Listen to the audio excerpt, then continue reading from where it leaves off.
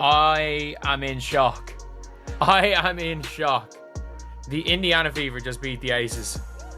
The first win for the Indiana Fever against the Las Vegas Aces since I was 22 years old. Aces MVP to refs, Fever is MVP, and Alyssa Smith. You're not wrong. You're not wrong.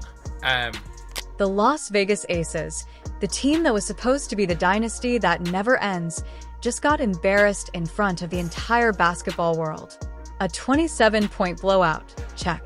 A'ja Wilson getting special treatment from the refs, and it's still not being enough, check. Chelsea Gray providing absolutely nothing while everyone claims she's better than Caitlin Clark, big check.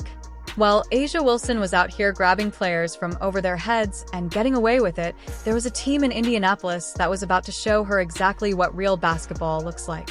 And A'ja Wilson, my God, you see how many free throws that lady have?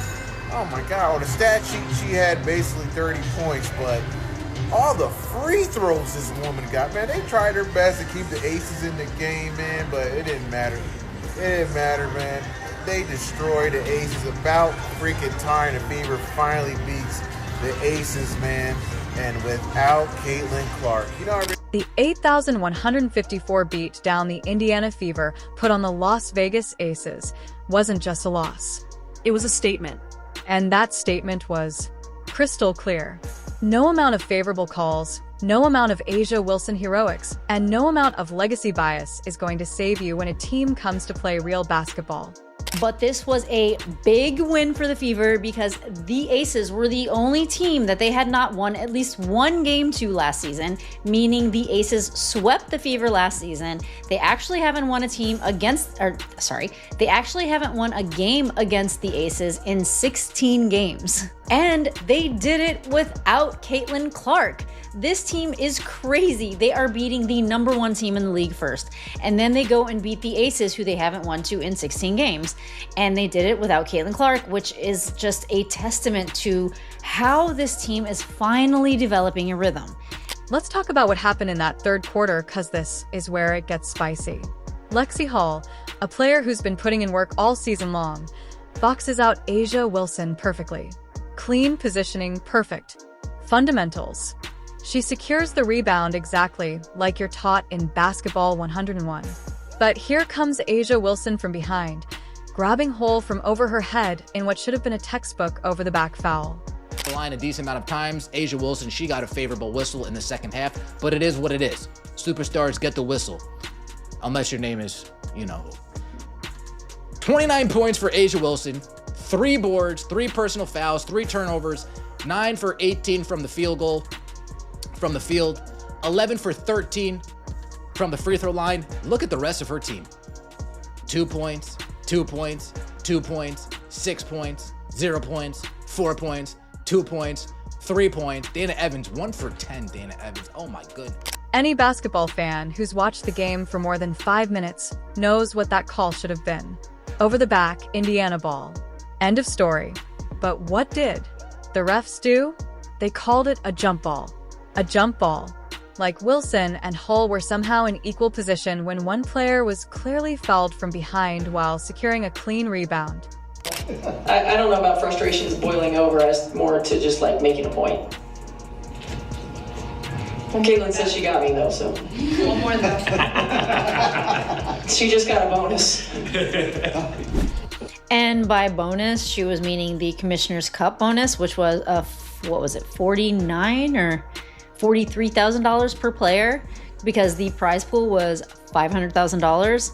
And apparently, Steph White just was pissed about the officiating. I don't know if it was A'ja Wilson's whistle or what, but even the broadcasters were stunned. You could hear the confusion in their voices as they tried to process what they'd just witnessed. The contact was too obvious for it to be a 50-50 call. And yet, somehow the Zebras found a way to turn an obvious foul into a neutral situation that benefited the player who committed the violation. The third. Like I said, the referees were starting to get on the side of the Aces. They were trying to wheel the Aces back in. And Lexie stepped in and sort of killed it. Kelsey Mitchell never took her foot off the gas tonight, by the way. This is the best thing I've seen from Stephanie White all season long. Right here, she was aggravated by the refs already, and in the fourth quarter, 5:35 left, Stephanie White lost her shit on the sideline. She lost her shit. And let me just play this right here. Roll it. Lost that lead late. And she gonna, you see her just losing it up here. Losing it. And she got teed up right there. And Caitlin Clark loved it. If you are enjoying, please subscribe. But here's where the story gets beautiful. The Indiana Fever didn't let bad officiating stop them. They took that questionable call, absorbed it, and then proceeded to demolish the Aces in a way that made every questionable whistle completely irrelevant. Let's break down this masterpiece of destruction quarter by quarter. Because what the Fever did to the Aces was nothing short of basketball poetry. In the first quarter, Indiana came out swinging. They scored the game's first 6 points and never looked back. By the time the dust settled, they were up 21-14. And it was already clear that this wasn't going to be the A's night. The Fever shot 52, 9% from the field while holding Las Vegas to 28, 6%. They dominated the paint 164, showing early that they were going to attack the Aces where it hurt most. Really put it on. Right here, you can see 24 points in the first half for the Aces. I mean, seriously, for the Aces. Points in the paint, 38-20. I mean, it was a dominant win by the Indiana Fever. Second quarter. This is where the Fever stepped on their throats. They outscored the Aces 25-10 in the quarter, shooting an absolutely ridiculous 81, 8% from the field, while Las Vegas managed just 23, 5%. They went perfect 6 for 6 from inside the paint while the Aces could only manage 3 of 13. By halftime, it was 4,624, and the game was essentially over. That's a possession that could have led to another Fever bucket, further demoralizing a Las Vegas team already on the ropes. By calling a jump ball, the officials handed Las Vegas a lifeline. The Aces had a chance to win the tip and potentially swing the momentum. For a moment, it looked like the officiating was about to tilt the game in favor of the defending champs, just as they needed a break.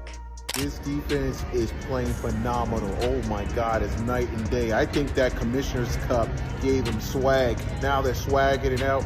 I never seen Natasha Howard so aggressive in my life. This girl is beasting now all suddenly. She is beast moding right now. And Timpson, the rookie, getting block shots, getting steals. Leah Boston is just murking, destroying Aja Wilson. I got a Wilson. I got a nickname for Aja Wilson, guys. You know what it is? Whistle Wilson. Because this lady's always getting whistles. She's the person with the special whistle, guys. Every freaking time. And then she goes to the free throw line. Freaking free throw merchant. I think she's related to SGA. But anyway, she's not playing that great. For the Fever, this was a classic here we go again moment. Every player and coach in the building knew what they had just witnessed. Lexie Hull did everything right and still didn't get rewarded. That's the kind of missed call that can rattle a young team, especially against a marquee opponent like the Aces. For the Aces, it was a chance to breathe. Down big, struggling to find offense, and suddenly the refs give you a 50-50 ball you didn't deserve. The lead ballooned back to 6,847 heading into the final quarter. Fourth quarter, pure domination.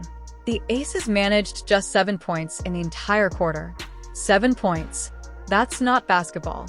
That's a complete and total collapse. The final score of 8,154 doesn't even tell the full story of how thoroughly the Fever dismantled what was supposed to be a championship-caliber team.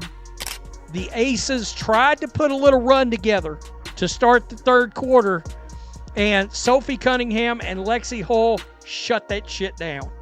They shut it down by hitting some big shots. All right. That steal led to the only 2 points that Sophie Cunningham had. But it was big. So right here, let's start Aaliyah Boston right here. That's Sydney Colson to Boston. She going to drive into the lane. And I've got to tell you, she gave Asia Wilson all she could handle. But let's talk about Asia Wilson's performance in context, because the numbers tell a fascinating story. She finished with 29 points on 9 of 18 shooting and 11 of 13 from the free throw line. On paper, those looked like solid numbers. She got to the line 13 times, only 4 fewer than the entire Indiana Fever team. She had a favorable whistle all game long, including that questionable jump ball call. But here's the devastating reality. Asia Wilson scored 29 points, and her team still lost by 27. Think about that for a moment. The supposed best player in the league had what most people would call a good statistical night, and it was completely meaningless because the rest of her team was non-existent. I'm about to say some words I never thought I'd say. Free Asia Wilson. Free her now. Not tomorrow, not next week, right now. I never thought I'd say this. If I'm Asia, I'm in that locker room, I'm stripping everybody of their A1s. I'm sure I didn't give y'all these free shoes, y'all gonna come out here and y'all can't even give me more than 5 points. None of y'all, where y'all at? Y'all can't help me out. I'm reigning MVP. I'm bringing y'all these champions. I took a pay cut for some of y'all to be here, and you can't give me no points. Really, I'm over here, I have 25 points in the third quarter, and you can't give me nothing. After Wilson's 9 of 18 shooting, the rest of the Las Vegas Aces went 7 of 43 from the field. That's 16. 3% shooting from everyone not named Asia Wilson. No other Aces player scored more than 6 points. Let that sink in. On a team that's supposed to have championship depth, the MVP candidate was essentially playing one-on-one basketball. Speaking of players who were supposed to provide support, let's talk about Chelsea Gray, the player who some people claim is better than Caitlin Clark. Gray finished with 2 points on 1 of 3 shooting with 2 assists and 5 turnovers. 2 points. This is the veteran leader who's supposed to run the offense and make her teammates better. Instead, she looked like she was playing in quicksand while the Fever's defense suffocated everything the Aces tried to do.